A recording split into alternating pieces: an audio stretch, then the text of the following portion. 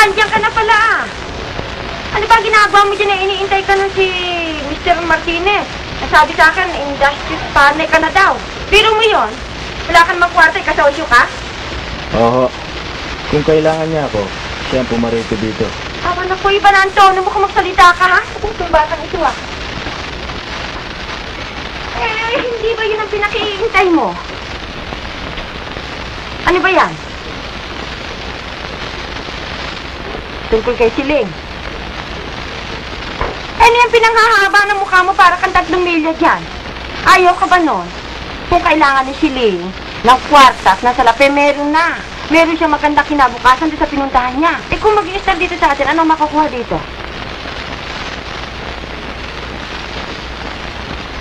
Mahal mo siya, ano? Eh, papasipat-sikat kayo pala, tatablang ka rin lamang. Eh, bakit hindi mo siya pigilan?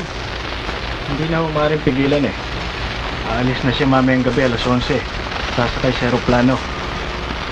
Saka, ang sabi niya eh, hindi raw ako marunong magmahal. Sapagkat hindi ko raw minahal ang kapatid niya. Kung nalalaman lamang niya eh. Eh, yung pala naman ipigilan mo. Kung talagang minamahal ka niya, papipigil yun. Oo, iwanan niyo. Kina ko nga yan.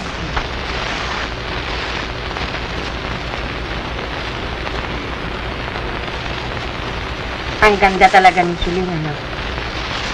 Mabait pa siya. Ngayon, hindi na masasabing alangan ka, sapagkat meron ka ng trabaho. Kundaan kasi ikaw eh. Nandito na, pinabayaan mo pa.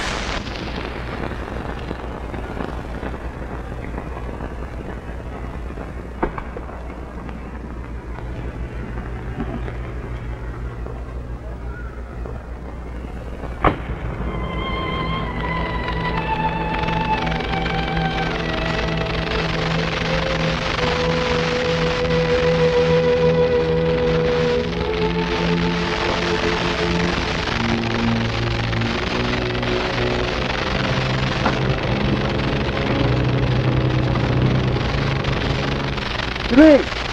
Eusebio! Kamusta ka? Kumusta ang aking manager? Ay, eto. Nilagay ko na sa isang tabi yung pagka-manager ko. Bumalik na uli ako sa paggugupit. Minsan makagupit ko, minsan na hindi. Minsan na nagsali ako na isang amateur kuba. Hindi pa kumakanta. Bang! Akalain ba naman niyan dito ba tayo magtagpo? Ay, mangyari yung jeep ko, dumadaan dyan. Kakituloy na ako rito nang mabisita ko naman ang puntod ng bata. Eh, kumusta silang lahat doon? Mabuti, mabuti. Sina Nateria? Ay, mabuti rin. Mabuti rin siya. Alam na ba niyang yung pupunta ako sa Amerika? Oo, nabasa namin nung makalawa. Yan ang sinasabi ko sa iyong tagumpay na iyong makakamit. At huwag mo naman kalilimutan, ako ang nagdala sa iyo yung tagumpay na yan, eh? Talagang hindi ko makakalimutan. At sa lahat ng bagay, nagpapasalamat ako sa inyo.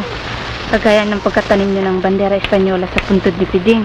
Alam niyo, yan ang kanyang paboritong bulaklak. Aba, hindi naman ako nagtanong nito, eh. Baka si Nanateria? Ay, ewan ko, hindi rin, siguro. Ba't hindi naman napapanood ng bahay yun, eh. Sa makatwid ay sino ho ang...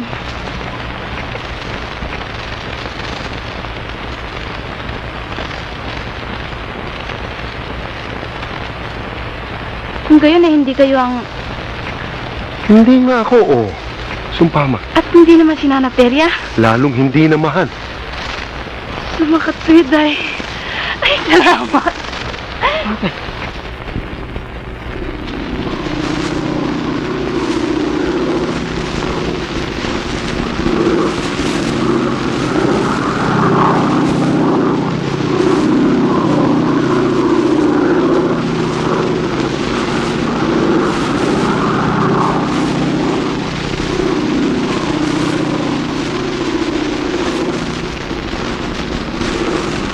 Bye, Chris.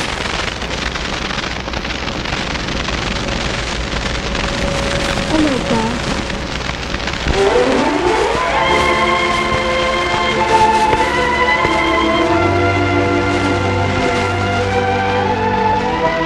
Hindi ako nakaalis na makita ko mga bandera Espanyola.